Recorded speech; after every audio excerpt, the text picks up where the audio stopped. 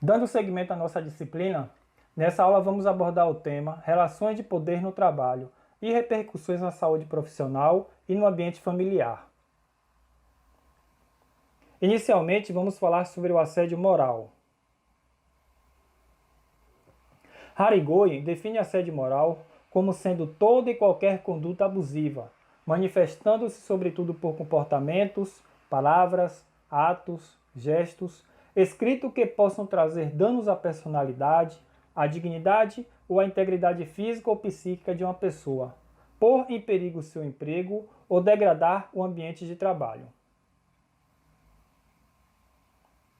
O importante para a configuração do assédio moral é a presença de conduta reiterada que humilhe, inferiorize, ridicularize, rebaixe, menospreze, ofenda o trabalhador, causando-lhe sofrimento psíquico e físico. Citamos algumas características do assédio moral. É uma prática de humilhação, intimidação ao assediado. Normalmente essa prática está ligada ao abuso de poder e não tem conotação sexual.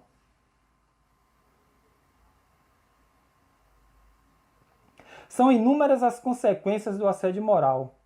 Ele compromete a identidade, dignidade e relações afetivas e sociais, provoca danos à saúde física e psicológica, desencadeia ou agrava quadros de estresse, depressão, irritabilidade, ansiedade, esgotamento profissional, que chamamos muitas vezes de síndrome de Burnout ou síndrome de burnout, fadiga crônica, alcoolismo, insônia, dores musculares, pressão alta, etc. Do ponto de vista hierárquico, o assédio pode ocorrer nas seguintes formas. A vertical descendente ocorre de cima para baixo, ou seja, do superior para o subordinado. É o tipo mais comum e pode visar a demissão ou apenas a autoafirmação do chefe. Outra forma é a vertical ascendente, de baixo para cima, ou seja, do subordinado para o superior, e é o tipo mais raro. A horizontal, que ocorre na mesma hierarquia entre os colegas de trabalho, normalmente nasce da competição.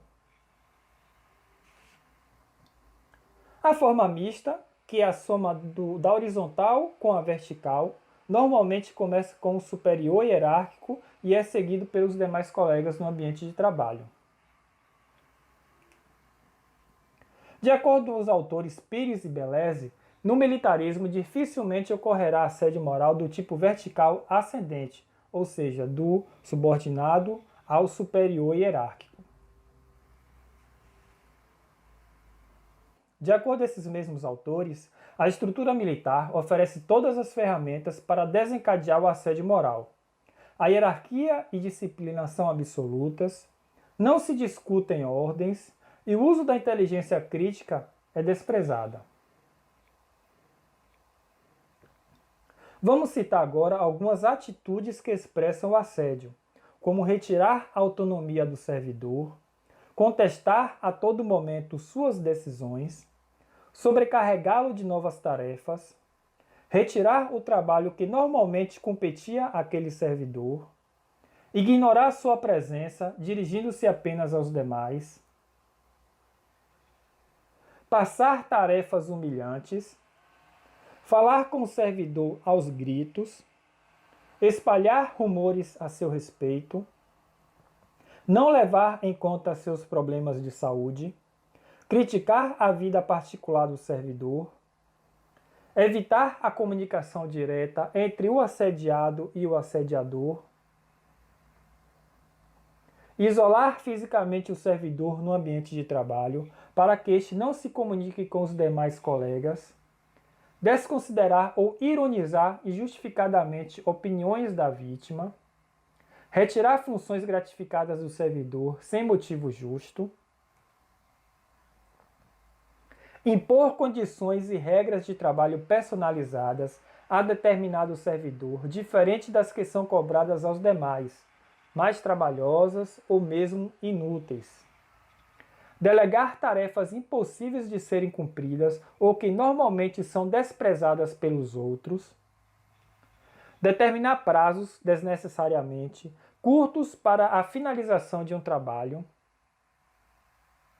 não atribuir atividades ao servidor, deixando-o sem quaisquer tarefas a cumprir, provocando a sensação de inutilidade e de incompetência, ou colocando-o em situações humilhantes frente aos demais colegas de trabalho. Manipular informações, deixando de repassá-las com a devida antecedência necessária para que o servidor realize as atividades. Vigiar excessivamente apenas o servidor assediado. Fazer comentários indiscretos quando o servidor falta ao serviço. E advertir arbitrariamente. Atenção! De acordo com Silva, ao analisar o assédio moral aplicado aos militares, não há dúvida acerca dos cuidados extremos que se deve adotar. Não devemos confundir submissão à hierarquia e disciplina com submissão ao processo de assédio moral.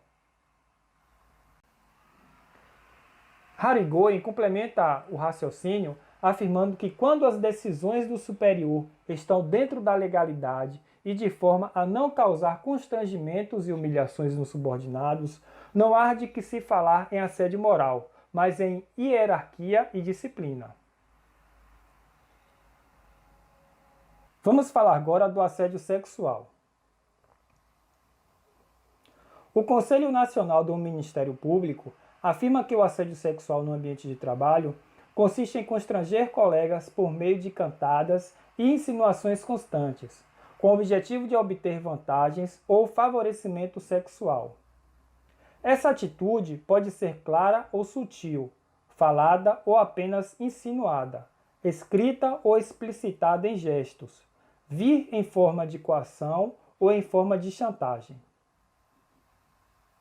De acordo com Maurício Drapeu, o conceito de assédio sexual é toda conduta de natureza sexual não solicitada, que tem um efeito desfavorável no ambiente de trabalho ou consequências prejudiciais no plano do emprego para as vítimas. O assédio sexual tem algumas características, como atinge mais frequentemente as mulheres, acontece quando o homem, principalmente em condição hierárquica superior, não tolera ser rejeitado e passa a insistir e pressionar para conseguir o que quer. Vamos aqui relacionar algumas atitudes que expressam o assédio, piadas pejorativas à sexualidade e ou às escolhas sexuais das pessoas, fotos de mulheres nuas e brincadeiras tipicamente sexistas ou comentários constrangedores sobre a figura do gênero oposto. O assédio sexual é uma forma de abuso de poder no local de trabalho. Ele pode se dar de duas maneiras. O assédio por intimidação é quando o assediador busca criar condições de trabalho inaceitáveis ou restringir sem motivo a atuação de alguém ou criar uma circunstância ofensiva ou abusiva. Outra maneira é o assédio por chantagem. É a oferta de vantagem no ambiente de trabalho por atitudes de cunho sexual, e ocorre via chantagem, insistência, importunação da vítima para fins sexuais. Atenção! Várias condutas podem configurar assédio, mesmo sem contato. Essa prática pode ser clara, como expressões verbais ou escritas, ou de formas mais sutis, como comentários, gestos, imagens enviadas por e-mails, entre outros. É difícil provar o assédio sexual, porque, em regra, essa conduta ocorre ocultamente e o ônus da prova é de quem alega, ou seja, da própria vítima. Mas é possível prová-lo, por exemplo, por meio de bilhetes, mensagens eletrônicas, testemunhas, ligações telefônicas, etc. As consequências do assédio sexual são muito parecidas ao assédio moral. Podemos relacionar o estresse, depressão, irritabilidade, ansiedade, isolamento, esgotamento profissional, fadiga crônica, uso de álcool e drogas, insônia, crise de choro,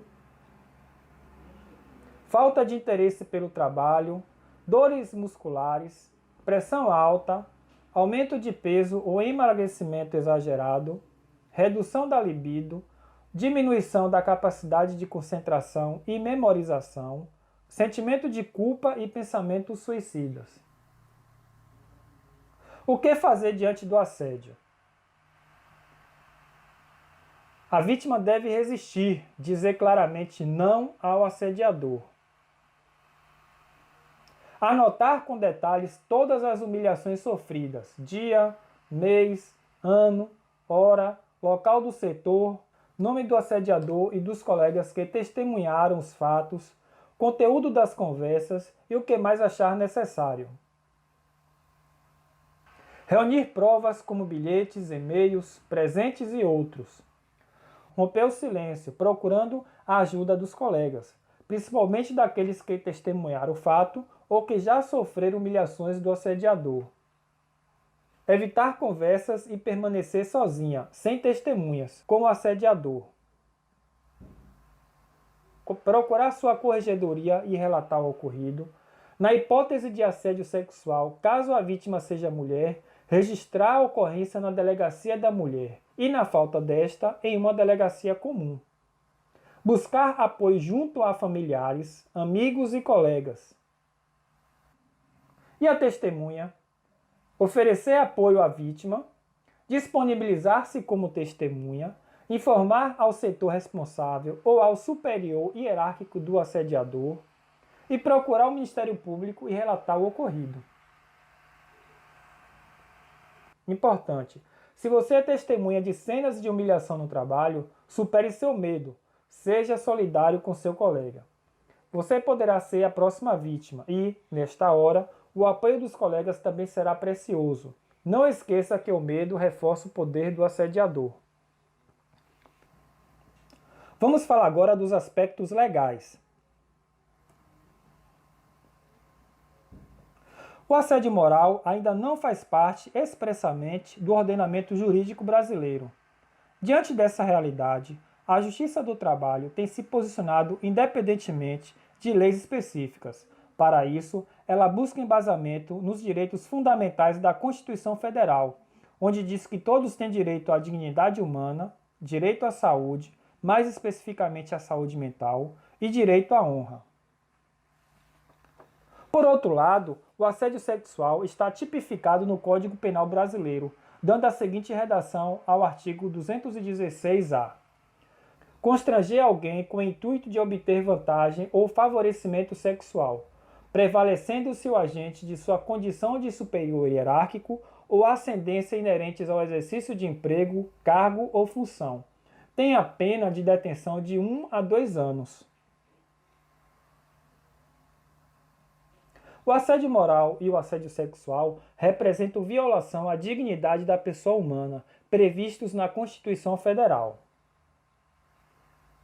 É atribuição do Ministério Público atuar para combatê-lo, preventiva ou repressivamente, seja quando ocorre no âmbito das relações privadas de trabalho, seja quando tem lugar na própria administração pública. Relações de subordinação hierárquica. A relação de subordinação hierárquica na nossa instituição tem fundamentação na Lei 7.990, que é o nosso Estatuto Policial Militar. Ele traz em seu artigo 39 os preceitos da ética policial militar. Inciso 3º, respeitar a dignidade da pessoa humana. 5º, ser justo e imparcial no julgamento dos atos e na apreciação do mérito dos subordinados. Zelar pelo preparo moral, intelectual e físico próprio e dos subordinados, tendo em vista o cumprimento da missão comum. 8º, ser discreto em suas atitudes e maneiras e polido em sua linguagem falada e escrita. Manter conduta compatível com a moralidade administrativa. 12. Comportar-se educadamente em todas as situações. E o 13. Conduzir-se de modo que não seja prejudicados os princípios da disciplina, do respeito e do decoro policial militar. O O Estatuto traz em seu artigo 41 dos deveres policiais militares. Inciso 3º, a submissão aos princípios da legalidade, da probidade, da moralidade e da lealdade em todas as circunstâncias. Inciso 4º, a disciplina e o respeito à hierarquia. E o inciso 6º, o trato condigno e com urbanidade a todos. Finalizamos aqui a nossa aula. Muito obrigado.